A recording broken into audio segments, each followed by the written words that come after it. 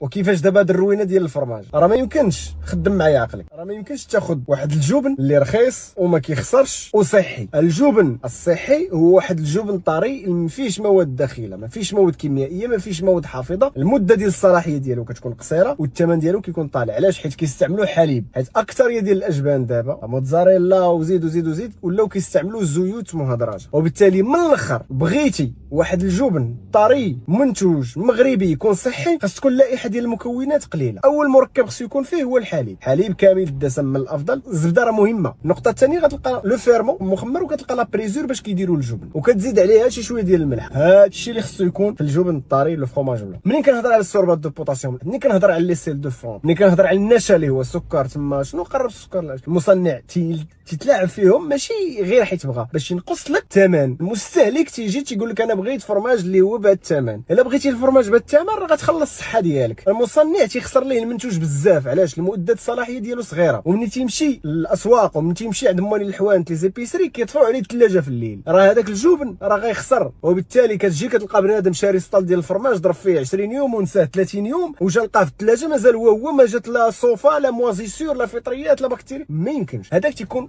فرماج عامر بالسوربات دو بوتاسيوم. الحل عندك والاختيار عندك. قرا المكونات وبارطاج لي المعلومه مع اصحابك وكيعاون ربي.